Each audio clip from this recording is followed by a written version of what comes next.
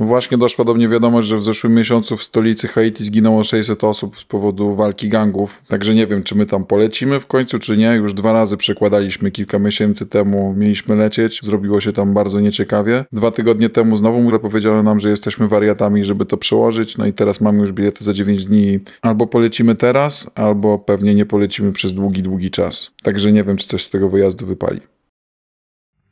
Haiti, część Afryki na Karaibach, państwo stworzone z potomków afrykańskich niewolników o niezwykle burzliwej i ciekawej historii, w której swój udział mieli także Polacy.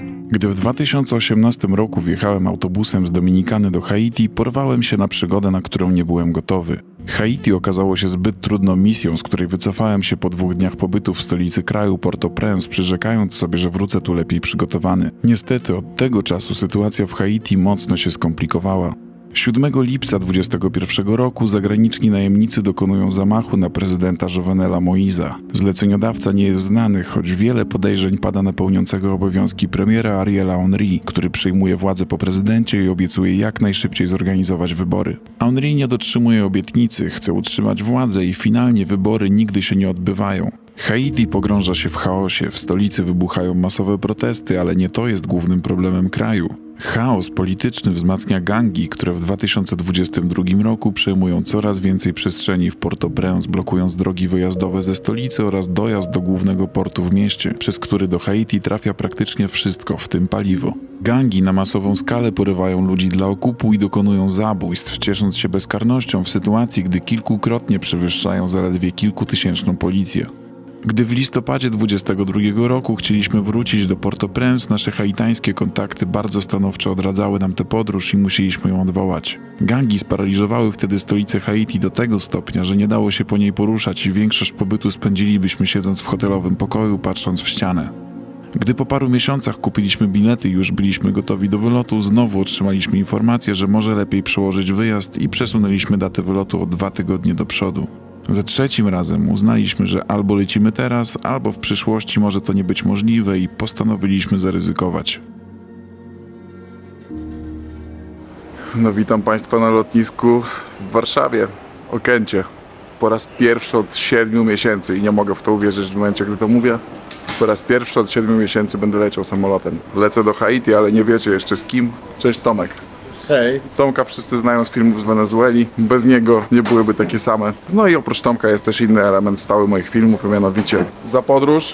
Co prawda zaplanować do końca Haiti się nie da. Zupełnie nie. Ale przynajmniej, żeby spełniło się, że wrócimy tego dnia, kiedy planujemy, bezpiecznie do Polski. To będzie już sukces. Faktycznie, jeżeli chodzi o całą podróż, to nic nie planujemy, dlatego że nie wiemy, jaka będzie sytuacja w Port-au-Prince. To miejsce jest dosyć chaotycznie. Mamy jakieś kontakty, także zobaczymy, co się uda załatwić, ale to wszystko, jak już dolecimy na miejsce. Natomiast przygody już się zaczęły, dlatego że mieliśmy lecieć do Londynu, z Londynu do Miami i z Miami jutro po przenocowaniu mieliśmy lecieć do Port-au-Prince, a zmienili nam lot i lecimy do Londynu. Tam mamy przesiadkę do Filadelfii, z Filadelfii do Miami. Przelatujemy do Miami godzinę później i jutro lecimy do Port-au-Prince. Drobna zmiana, ale na tyle istotna, że przylecimy godzinę później i już nie zdążę odebrać moich okularów z ukrytą kamerką w Miami. Ale taki był plan. Tak bywa z podróżami. Witamy na lotnisku w Heathrow. Sałatka z jajkiem, woda, 2 kawy, 90 zł. Ale muszę przyznać, że mimo chaotycznego wyglądu smaczne. Prawdopodobnie dla wielu z Was podróż do Wielkiej Brytanii to jest coś zwyczajnego. Wielu z Was to robiło. Ja jestem tutaj po raz pierwszy. To znaczy nie tyle po raz pierwszy w Wielkiej Brytanii jako w państwie, bo byłem w Irlandii Północnej, która jest częścią Wielkiej Brytanii. W każdym razie na wyspie Wielka Brytania, bo tak się nazywa ta wyspa, gdzie teraz jesteśmy, jestem po raz pierwszy. Gdy przylecieliśmy nad Holandią, samolot zaczął się zniżać i zobaczyliśmy farmy wiatrowe, a później ukazała się ona.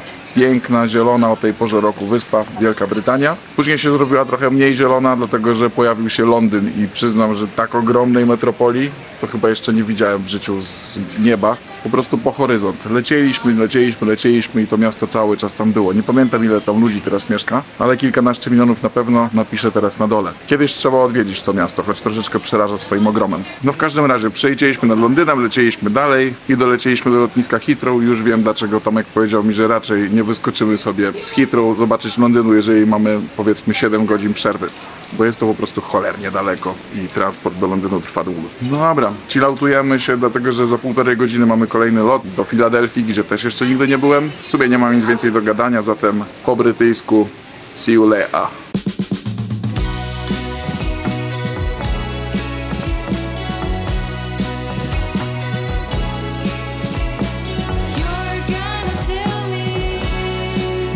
Więc jesteśmy w Filadelfii, wszystko poszło sprawnie. W sumie niewiele się działo, przespaliśmy trochę ten lot. Był to Dreamliner, jest tam taka opcja, że zaciemniają szyby, były zaciemnione totalnie. Poza tym Atlantyk nie za bardzo były jakiekolwiek widoki. No a tutaj Ameryka, panie, po staremu. Widzicie te palmy za mną? Jesteśmy przy naszym hotelu, jesteśmy zmieleni, więc już dzisiaj się za dużo nie pojawi. Ogólnie podróż była fajna, jesteśmy w drodze od prawie 24 godzin. O, samolot jak nisko. Najważniejsze, że przy hotelu mamy food trucka, także coś sobie podjemy ewentualnie. No i te palmy. No i gorąco, które uderzyło w nas. Dawno nie czułem takiego gorąca. Długo nie pospaliśmy. Taki jest widok za oknem. Ludzie jadą rano do pracy. Życie się obudziło. Oczywiście musi wjechać amerykańskie śniadanko, którego częścią są waffles i przeróżne rodzaje kawy. Amerykański highway, a tutaj jedliśmy wczoraj bardzo dobre quesadille. Polecam. Starałem się wybrać jakiś odpowiedni kadr i wydaje mi się, że to dobrze koresponduje z Florydą i z Miami. Przez jetlaga wstawałem w sumie od 2:30, później 3:30, 4:30, ale fajne właśnie jest to, że jak podróżujesz na zachód i przemieszczasz się o wiele godzin na zachód, wtedy wstajesz wcześniej i jesteś rannym ptaszkiem chcąc nie chcąc. Za 2,5 godziny mamy lot do Haiti i czym bliżej tej daty, tym więcej pytań, a mniej odpowiedzi. Wczoraj staraliśmy się zabukować m.in. transport do hotelu z lotniska. Zadzwoniliśmy pod podany numer hotelu, bo nie mają żadnego innego kontaktu. No i włączyła się sekretarka i mieliśmy zostawić wiadomość. Zostawiliśmy, ale czy transport będzie, tego nie wiemy. W każdym razie mamy mnóstwo informacji o Haiti od ludzi, którzy tam mieszkają i jedną z nich jest to, żeby nie brać transportu, którego nie znamy. Lepiej byłoby mieć własny transport. Nie chcę również dramatyzować, ale przygotowujemy jakąś wersję wydarzeń na wypadek porwania. Po prostu zdarzają się porwania, więc dobrze jest nie mieć za dużo rzeczy w telefonie, zmienić imię mamy na Jacka na przykład, cokolwiek, żeby do mamy nie zadzwonili. No i ogólnie przygotować jakąś taktykę na wypadek bycia porwanym, bo jest to możliwe. Jest już mało obcokrajowców tam, a porywają zarówno wolontariuszy, jak i różnych innych. Wczoraj wieczorem rozmawialiśmy zresztą z dziewczyną, która ma firmę przerabiającą plastik na różne przedmioty w Haiti, Amerykanką. Być może zresztą odwiedzimy tę firmę. No i syn jej pracownicy został porwany miesiąc temu i nie ma znaku życia. To jest Haitańczyk. Porywałem zarówno Haitańczyków, jak i obcokrajowców. W każdym razie lecimy tam naprawdę pełni obaw, ale świadomie. To jest nasza świadoma decyzja. Wydaje nam się, że jednak mimo wszystko powinno być ok. Jedziemy na lotnisko. Za 2,5 godziny będziemy już w samolocie. Są kraje, o których prawda nie istnieje, bo wszystkie prawdy cząstkowe dostrzegane z jednego punktu obserwacyjnego są obalane przez inne prawdy cząstkowe oglądane z innego punktu. Są kraje takiej ilości, tak wielkich paradoksów, że prawda gdzieś gubi się dla oczu i przekształca w nieprawdę. Takim krajem jest według mnie Haiti. Republika na Morzu Karaibskim powstała na podobnym do paszczy dzioba kondora w zachodnim skraju wyspy Hispaniola. 28 000 km², gór, słońca, dźwięków i 5 milionów ludzi wrażliwych, patriotycznych, uczuciowych, naiwnych, umiejących okazać i okrucieństwo, i dobroć, i determinację, i pogodę ducha, a przede wszystkim filozoficzny stosunek do losu. Można o Haiti, historii, ustroju, ludziach, politykach i gospodarce czytać tomy i znać dziesiątki okrutnych w swoim wyrazie publikacji prasowych. Można być teoretycznie przygotowanym na wszystko, na najgorsze i najlepsze, a wylądowawszy na lotnisku w stolicy w Port-au-Prince, dostaje się pięścią rzeczywistości tak mocno w głowę, że do końca pobytu chodzi się w oszołomieniu, któremu towarzyszą doznania.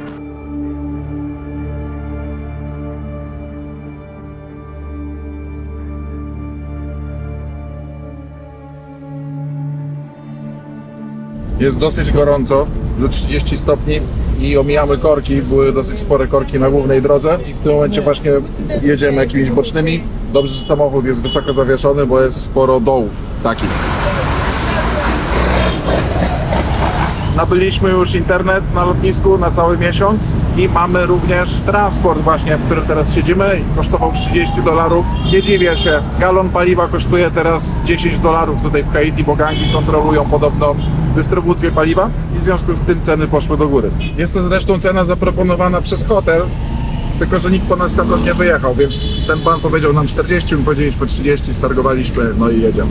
Od razu pierwsza moja obserwacja jest taka, że zupełnie jest inaczej, gdy możesz się dogadać z ludźmi tutaj. Tomek mówi po francusku i dogadał się z tym panem z miejsca. Troszeczkę rozumiem kreolski po 2 latach, jakie tu spędziłem. Wiesz, no takie proste rzeczy, typu dogadanie się z taksówkarzem, czy tam w sklepie, to daje radę. Ale na jakąś większą, dłuższą rozmowę po kreolsku, to raczej się nie dam namówić. Chyba że dużo rumu byśmy wcześniej wypili, no to wtedy może by się to udało. Myślę, że będzie okazja. A jak ty mówisz po francusku, to tutaj większość ludzi cię zrozumie, czy Z tylko... francuskim jest tak, że każdy zrozumie to, co się mówi do niego po francusku, ale nie każdy potrafi po francusku odpowiedzieć. I bardzo często jest tak, że się mówi po francusku, oni to rozumieją, odpowiadają po kreolsku. I wtedy się rodzi problem, jeżeli się tego kreolskiego nie zna. Przy czym kreolskiego nie łączmy z haitańskim. Dlaczego? Nie ma czegoś takiego jak język kreolski. Jakby to nie jest taki esperanto karaibskie, to każda wyspa ma swoją odmianę kreolskiego i są kreolskie, które bazują na francuskim i one w miarę są podobne, ale nie do końca, ale to są też języki kreolskie, które bazują na przykład na angielskim czy na holenderskim i one wtedy już zupełnie nie mają nic wspólnego z kreolskim, na przykład z Haiti. Z tego co mówiłeś, kreolski z Antylów holenderskich. Tak, papiamento nazywany. To jest jeden z takich, który mi się najbardziej podoba, bo on jest taką mieszanką portugalskiego, hiszpańskiego, trochę jest francuskiego, w tym trochę angielskiego. Jest taki bardzo śpiewny, bardzo piękne brzmienie ma. Z dobrych wiadomości natomiast to pan kierowca powiedział, że się uspokoiło trochę ostatnio.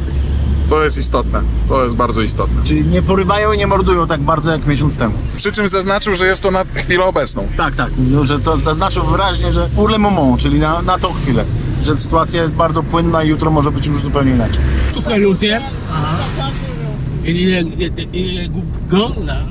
No więc nie, że to teraz akurat tutaj, gdzie jesteśmy, jest bezpiecznie, ale jeszcze wciąż bardzo wiele części stolicy jest pod kontrolą gangu i mówisz, nawet tutaj kilka ulic dalej już jest bardzo niebezpiecznie i tak samo w hotelu, w którym będziemy, bardzo blisko jest strefy, która jest kontrolowana przez bardzo niebezpieczny gang.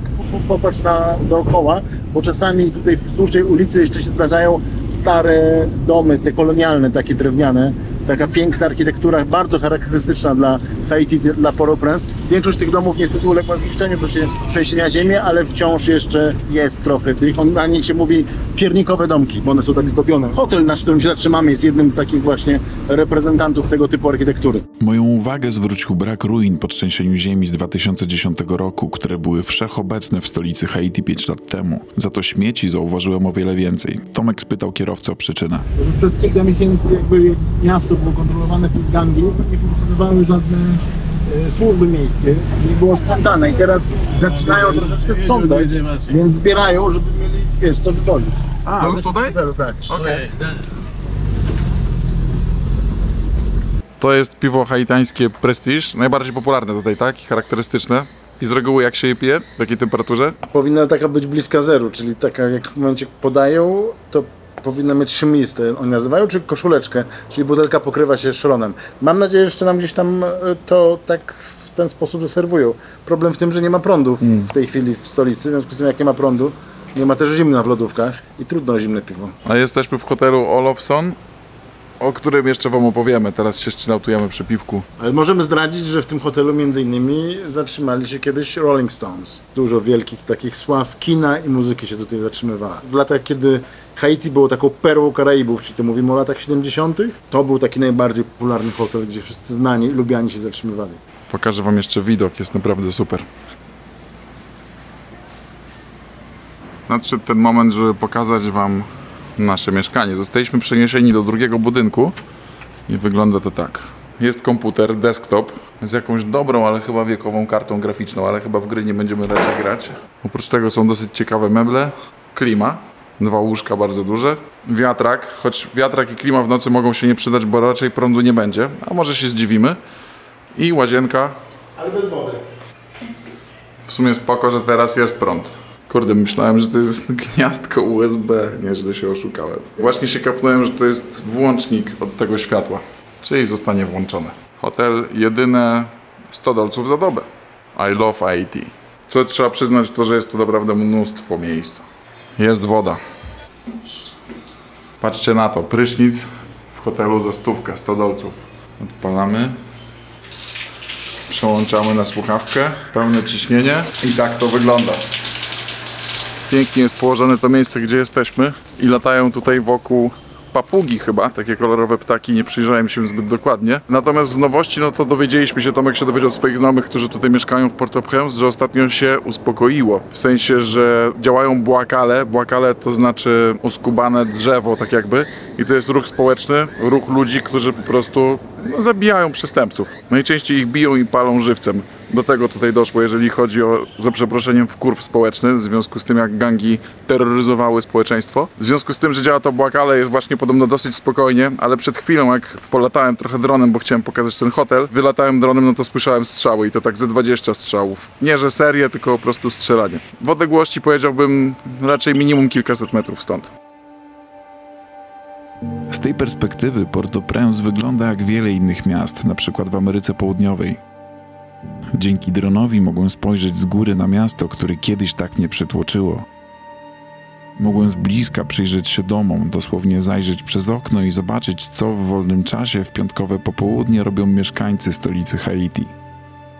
Natknąłem się na zablokowane ulice, to oddolny ruch społeczny błakale sprzeciwiający się gangom. Na kolejnym ujęciu na dole widzicie samochód sił specjalnych policji wysyłanych do walki z gangami. Czym niżej leci dron, tym więcej widać problemów tego miasta, począwszy od gospodarki odpadami, co nigdy nie funkcjonowało dobrze, a w warunkach, gdy wiele dzielnic kontrolują gangi, jest to jeden z problemów, który, co logiczne, odchodzi na dalszy plan. Brak systemu gospodarki śmieciami ma więcej skutków niż tylko względy estetyczne.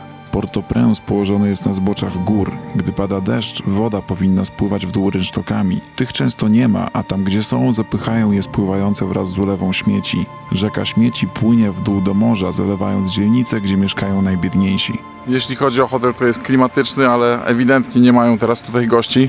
Nie dziwię się, raczej mało turystów teraz do Haiti przybywa. Zobaczcie zresztą, jak wygląda basen. Ale trzeba przyznać, że budynek robi wrażenie, ale o tym powie więcej Tomek.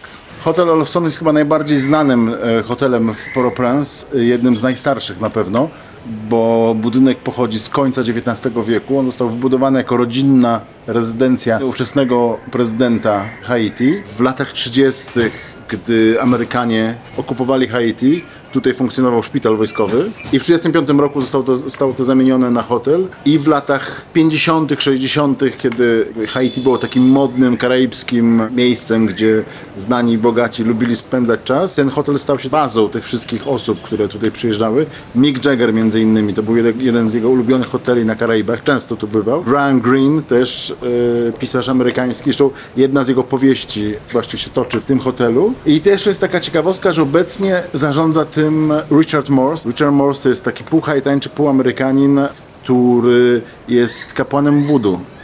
Jednym z takich najwyżej postawionych w hierarchii kapłańskiej voodoo. I ten hotel słynął z tego, do niedawna zresztą, że raz w tygodniu grał tutaj zespół Ram, który jest takim muzyka racine, czyli czerpiącym bardzo dużo z takich właśnie wierzeń i tradycji haitańskich. Dużo właśnie takich kręcących się wokół voodoo i oni tutaj raz w tygodniu grali koncert, na który wszyscy się schodzili. No ale teraz już właśnie rozmawiałem z panią, od kilku miesięcy tych koncertów nie ma, ponieważ sytuacja jest taka, że wszyscy powyjeżdżali. Richard Morse też wyjechał w tej chwili w Stanach Zjednoczonych, nie ma go tutaj, ale tutaj jak się popatrzy, to właściwie każde miejsce, wszystkie te dekoracje, wszystkie są związane z symboliką voodoo. Nie wiem, czy widziałeś tam na dole, na przykład jest takie dziecko, główka dziecka z ciałem żółwia, to jest jedno z takich symboli voodoo i tutaj te wszystkie właściwie dekoracje, malunki, które są na ścianach, to wszystko ma jakieś korzenie w symbolice voodoo. No ale jak widać, ten hotel niestety wymaga dramatycznego remontu i pewnie bardzo dużych nakładów finansowych. Nie wiem, czy to nie są już jego końcówka, jego życia. Przeżył trzęsienie ziemi jako jeden z niewielu, bo drewniana konstrukcja lepiej niż murowane znoszą tego typu wydarzenia. I to jest jeden z takich ostatnich przedstawicieli tego stylu właśnie kolonialnego gingerbread houses, czyli tych piernikowe domki, takie bogato zdobione. Szkoda byłoby, jakby to zginęło, ale widziałeś, jak to wygląda. Ale to, że wybrałeś to miejsce, zaproponowałeś to miejsce, jest też związane z tym, jest to, że być może jesteśmy tu bezpieczniejsi. To znaczy, no tak, nie jest to pewne. Nie jest to pewne, ale tak się zawsze mówiło, że tutaj jest bezpiecznie, bo jednak to voodoo w kulturze haitańskiej jest bardzo, bardzo zakorzenione. Kieruje tym facet, który jest kapłanem voodoo i jest to traktowane w sumie jako taka świątynia voodoo. Często dochodzi do zamieszek w Port-au-Prince, często dochodzi do różnych rewolt i nigdy nie zostało to tutaj jakby naruszone, ponieważ to jest uważane za święte miejsce.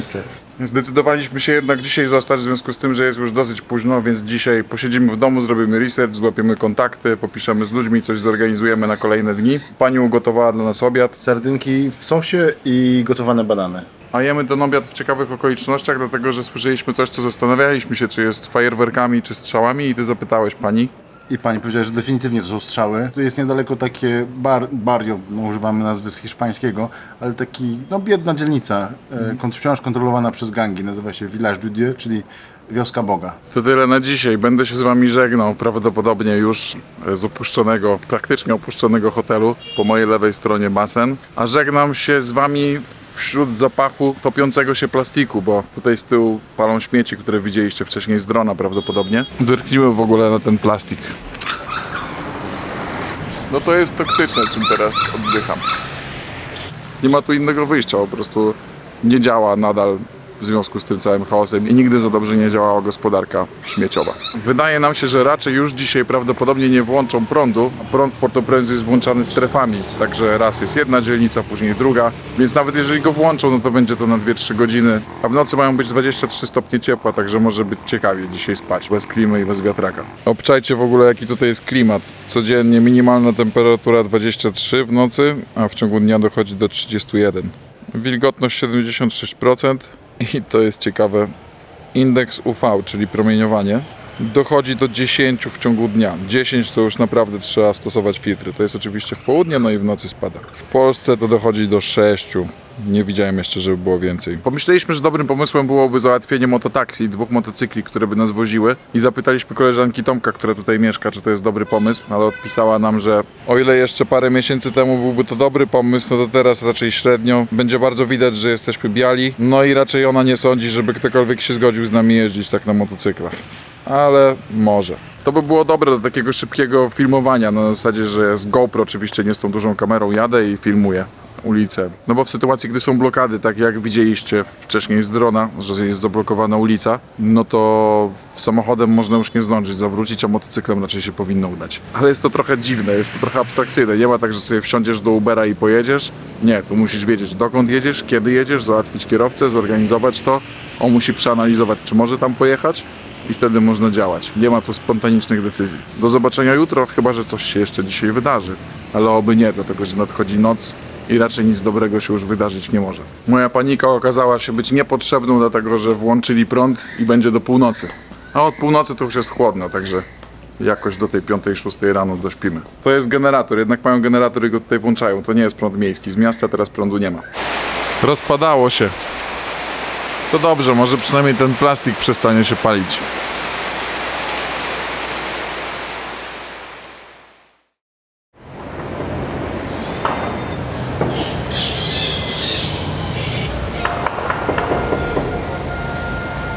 Jest kolejny dzień, godzina prawie 13.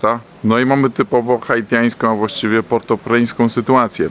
Otóż mieliśmy kontakt do kierowcy od naszej koleżanki, która mieszka w Haiti. No i ten kontakt od dzisiaj nie odpisywał od rana na wiadomości, nie odzwaniał. Skontaktowaliśmy się z nią znowu i ona powiedziała, że on się trochę obawia z nami jeździć, dlatego że były właśnie te strzały, że ciągle to słychać i że niechętnie ogólnie. No ale ona później do niego zagadała i powiedziała, że my nie chcemy jeździć, przynajmniej teraz, w żadne miejsca takie ryzykowne, tylko po prostu Tomek chce im pokazać Port-au-Prince, żebym sobie zobaczył jakieś ciekawe miejsca tutaj, najbardziej charakterystyczne dla tego miasta. No i w końcu się do niego dodzwoniliśmy przed chwilą i powiedział, że może jechać, ale że musi wziąć ze sobą swojego kolegę policjanta ze względów bezpieczeństwa, że gdyby coś się działo, kolega policjant dzwoni, przyjeżdżają jego koledzy policjanci i nas wyciągają. Także takie dylematy i takie jeżdżenie po Port-au-Prince. Czekamy teraz na nich i zaraz ruszymy wszyscy razem, a mamy dzisiaj w ogóle pochmurny dzień, co rzadko się zdarza.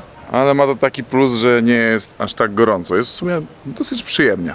We have a thing right now in Haiti called Bouakali. The Bouakali, it's really the people that put together with the police to revolt against the gangs. So it can so happen that you're driving by and you see someone burnt on the floor. That's a gang member that they caught. And then they burnt them, they killed them and burnt them. Okay? Because they feel like those guys have no place in prison. The government help these guys. They actually fund them to give them guns and things like that. And so they feel like if they put them in prison, somebody from the government can actually come and get them out, and then they'll be out in the street again, and then they'll come around killing the people that had police arrest them from the neighborhood. So to stop it all, what they do is basically they just come, they get you, and they kill you. Now they know that they don't have to worry about you anymore. So the people took the justice in their hands, right? Yes. This is what happens. Yes. The reason why I said that is because there was one person burnt back there. I didn't want you guys to see it, but if you guys want to go back and see it, you guys can. Shit. You guys want to? No. It's, but thank you for the information. I don't want you guys to see things like that and you guys panic. I've seen it, you know, so I wasn't sure. that's why I'm explaining it to you. It's nothing bad. Well, it is bad. Yeah. But that's the only way we can get our justice, because the government is not here to help us. They're not trying to help us or anything like that. You know, they just basically worrying about themselves. And so the people feel helpless and hopeless. So to get our country back the way it was, that's the way we have to do things. Take justice into our own hands.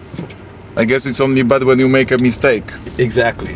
What happens is they block the roads so that cars don't circulate, motorcycles, nothing circulates. If you're not from this neighborhood, you shouldn't be in this neighborhood, because they don't know who's who and what's what.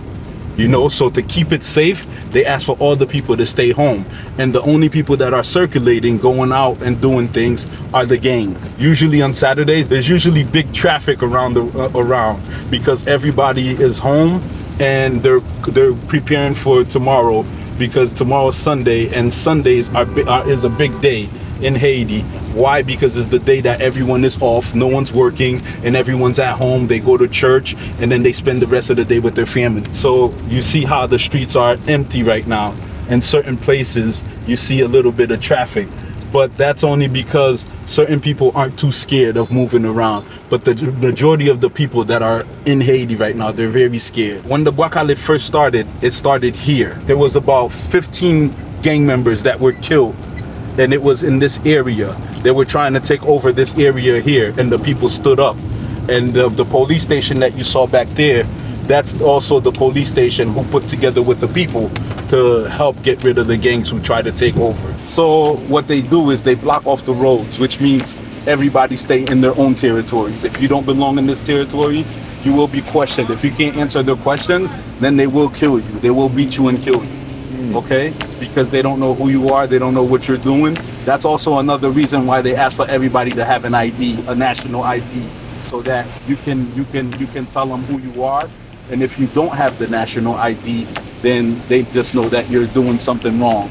You hear the gunshots while you're in your hotel. In the night, Yeah. yes. That's a place called Village. Yeah. Village de Dieu, which is a gang member called Izu. I saw him. He has the golden Yes, chain yes. stuff. Yeah.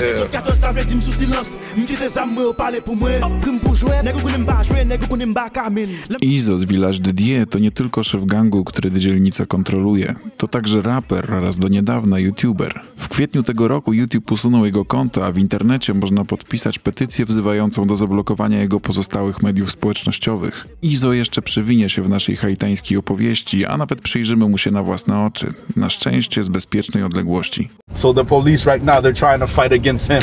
They're really trying to kill him because they feel that he's too powerful right now in the gang industry. So thanks to Bouakale, there are less kidnappings going on. It used to be much more, right? Yes. Right now, people feel a little bit safer than what it was, but because of the quietness, it's dangerous for the simple fact that you don't know what's going on, you don't know when it's going on. So in the peak time, how many kidnappings per day were there? Before you could get up from 50 to 100 a day, but now it's less. It's about 2 or 3, maybe 4. Tego dnia nie zapuścimy się daleko. Jedziemy do Pétionville, dobrej dzielnicy w Port-au-Prince. Jeżeli jesteś obcokrajowcem odwiedzającym stolicę Haiti i szukasz noclegu w bezpiecznej dzielnicy, prawdopodobnie trafisz tutaj. No to the gangs, vive la police, sécurité à l'assaut. Everything in Haiti is politics. If you're not on the side of the people that are in power right now, most likely your business can get shut down or whatever. A lot of these gas stations, because they're having gas droughts, what they do is they pick gas stations to give gasoline to. And so this one right here might be against them, and so when they give the gas out, they most likely don't get in. But sometimes they do get gas. Okay. Another day you might come here and you'll find that there's many cars here. That's because they just got some gas, and so they want to make some money, so they sell the gas that they have, and then you see a lot of cars come to get the gas because not all the gas stations open all at once. But the problems with the gas are also caused by the gangs, right? Because they control the ports. Yes. So they kind of control the amount of gasoline that goes to the city. Yes. They used to use the gangs before, like if they want to make a statement, or if they want something to happen so that they don't do something for the country, they use the gangs for that. But now it's to the point to where it's out of control, where they can't even control the gangs the way they used to. The gangs got stronger than the Exactly. police. Can you tell me how much is gasoline now in Right now, Port-au-Prince? gas is about $10 a gallon. To jest Caribbean Market, to jest jeden z takich najbardziej, może nawet nie największy supermarket w Pétionville, ale jeden uważany za najbezpieczniejszy, bo jak, nie wiem, czy widziałeś, jak wjeżdżaliśmy, byli kolesie z shotgunami, wszystko jest zamknięte. I jak tutaj mieszkałem, to zawsze jak przyjeżdżałem, to spotykałem znajomych po prostu, wiadomo, bo wszyscy obcokrajowców, to za każdym razem kogoś wpadało na kogoś znajomego. Jesteśmy w części piekarnianej, tutaj są różne ciasta, zamówiliśmy sobie kawkę, a ja zainkasowałem resztę w postaci burdów haitańskich. Ładne pieniądze, tylko to takie świeże. Tort z flagą haitańską. Zamówiliśmy przepyszną haitańską kawę. Nie wiem, czy zauważyliście, ale koleś w ogóle ma klamkę, ten nasz ochroniarz. A jest to miejsce, gdzie nie wolno nagrywać teoretycznie ze względu na ludzi. Zaraz wam powiem, o co chodzi. Sklep jest genialnie zaopatrzony, jest tu wszystko i ceny są wysokie. Tu na przykład macie, podaje co to jest i jaka cena mniej więcej w dolarach i w złotówkach. No jest drogo, jak w takim państwie, gdzie jest słabo rozwinięty rynek. W środku nie można nagrywać, prawda? Ale głównie chodzi o ludzi. Tak, nie wolno, chodzi o to, że tutaj każdy chce mieć prywatność, ponieważ, no widziałeś jakie są ceny w tym sklepie, nie? Tam paczka orzeszków $50 kosztuje, no duża paczka, ale No wciąż tak, są tak. orzeszki. W związku z tym ci bogaci Haitańczycy, którzy najczęściej to są bardzo wpływowe rodziny, politycy, rodziny polityków, nie chcą, żeby ich filmowano. W momencie, kiedy ludzie pracują za $100 miesięcznie, widziałeś, tam ci ludzie płacą, jadą do kasy z koszykami, w których jest, nie wiem, płacą za to 600, 700, 1000, 1500, $2000, po prostu zakupy codzienne. Nie chcą, żeby to było opublikowane. O tym jakby wiadomo.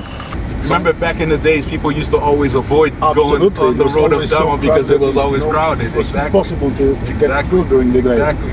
So you Now see it's Delma empty. now, this is Delma. So Delma is one of the main streets in Yes, Port-au-Prince. yes. It's one of the streets with the most traffic too. Used to be one of the streets with the most traffic.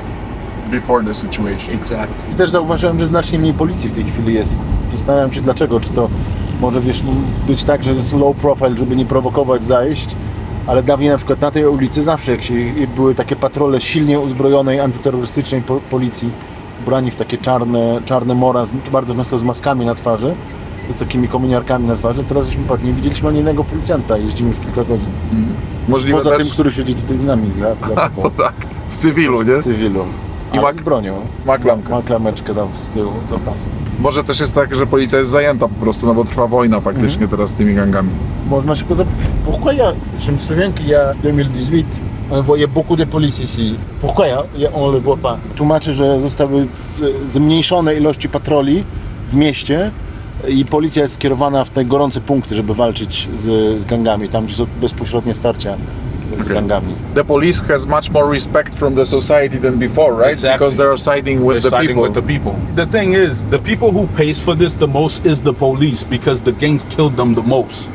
And it's kind of sad when you see the police officer on duty getting killed by a gang because they just don't like him or because they want his gun, for whatever the reason is. By the police, this is something that they were thirsty to do for a long time, but they just didn't have the force to do it. So now because the people is with them, they take the chance to do what they need to do. The people join with the police now is trying to take the gangs out because afterwards they want to go face to face with the government.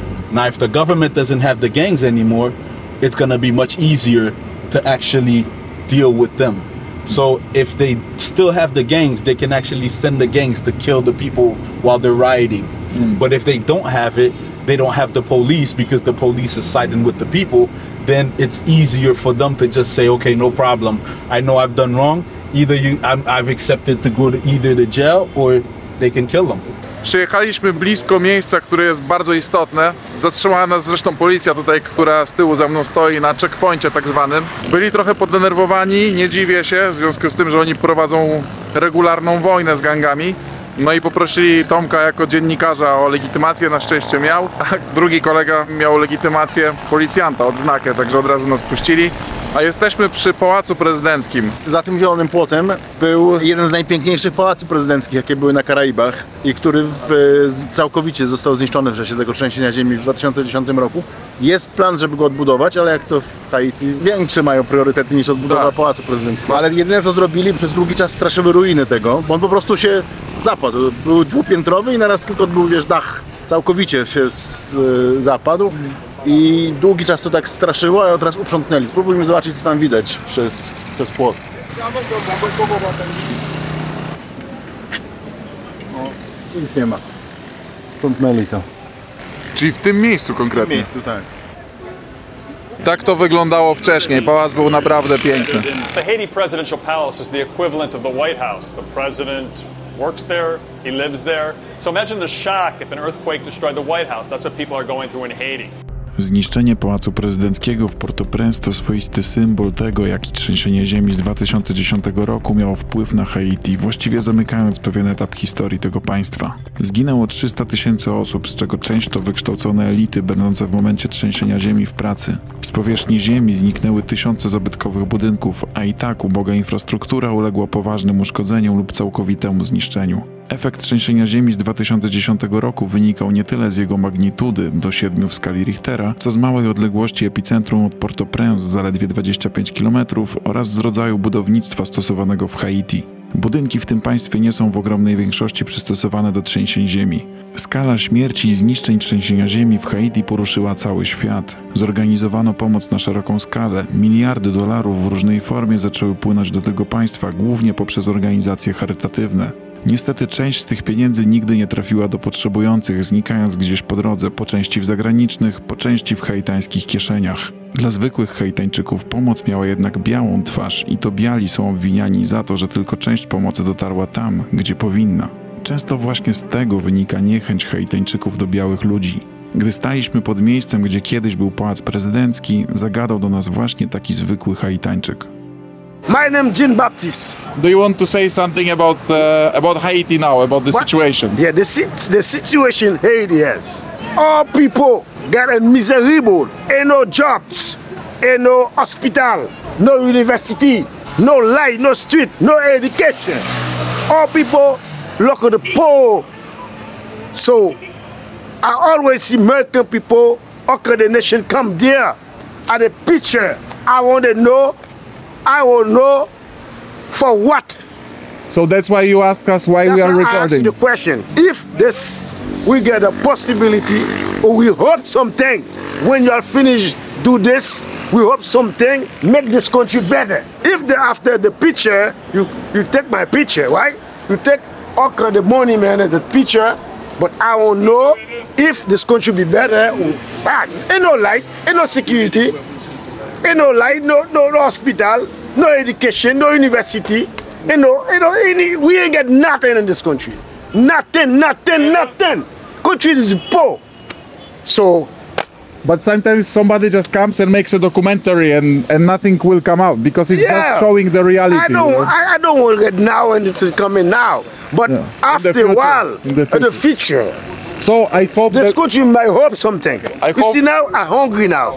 I cannot not in my pocket to buy something. I show the country to the people, my people, and they will know more, and maybe this will make help sometimes. I don't know. All right. Thanks a lot, bro. My name is Jean Baptiste, okay? Bartek, nice to meet you. I'm born Haiti. Ok, merci beaucoup pour coopération. Yes. Take care. No problem. Właśnie to jest to, co mnie zwiodło za pierwszym razem, jak byłem w Haiti, że sposób mówienia tutaj i gestykulacji jest taki, jakby oni byli agresywni. A koleś, później gdy mu powiedziałem, że nagrywam tutaj, uśmiechnął się, a to spoko, odpowiedziałeś mi na moje pytanie. Dlatego też poległem za pierwszym razem w Haiti, że wtedy nie było nikogo ze mną, kto mówi po francusku i nie byłem w stanie się dogadywać. Brak komunikacji w stresującej sytuacji jeszcze bardziej nakręca tę stresującą sytuację. Teraz jest zupełnie inaczej.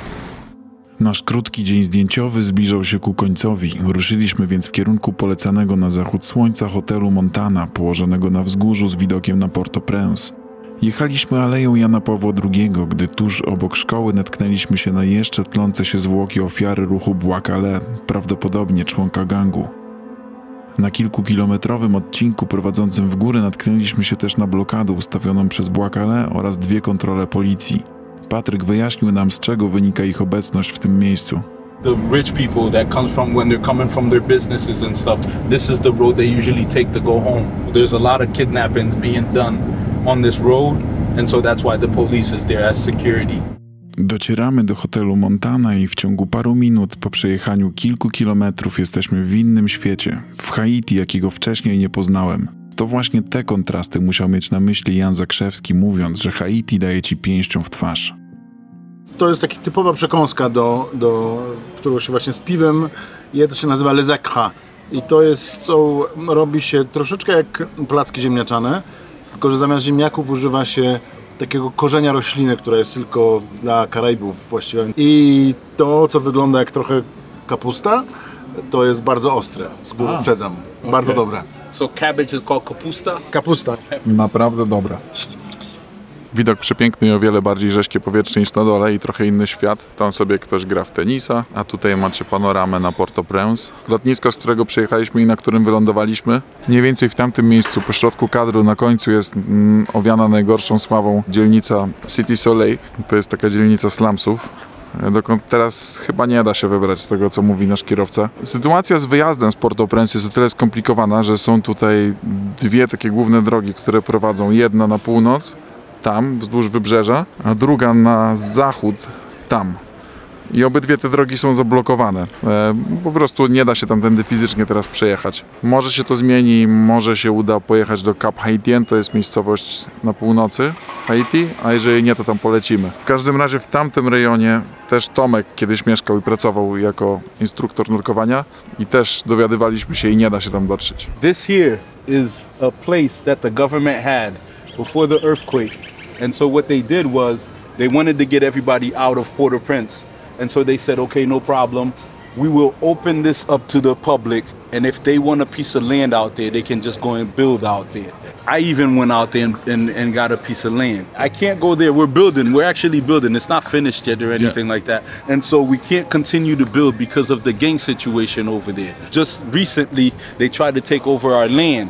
And so my wife had her cousin move into the house to protect the house, just so that they would say, okay, someone lives there, we're not gonna bother them right now. They would rather take an abandoned house. Exactly. This is the tent city that I lived in after the earthquake, and we lived there for almost a year. Patryk powiedział nam, że i tak mamy szczęście, bo teraz sytuacja się uspokoiła, powiedzmy w listopadzie, gdy starałem się tu przylecieć, ale dowiedziałem się od swojego kontaktu, że nie można tu przylecieć. Nie dostalibyśmy się nawet z lotniska do naszego hotelu Olofson, w którym się znajdujemy, bo po prostu po drodze sytuacji kontrolowały gangi. Teraz, dzięki Bois Calais, właśnie zwykli ludzie odzyskali trochę kontroli nad miastem i Patryk powiedział nam, że my byśmy nie dojechali z lotniska do hotelu, a on by później nie przyjechał do nas do hotelu, żeby nas zabrać.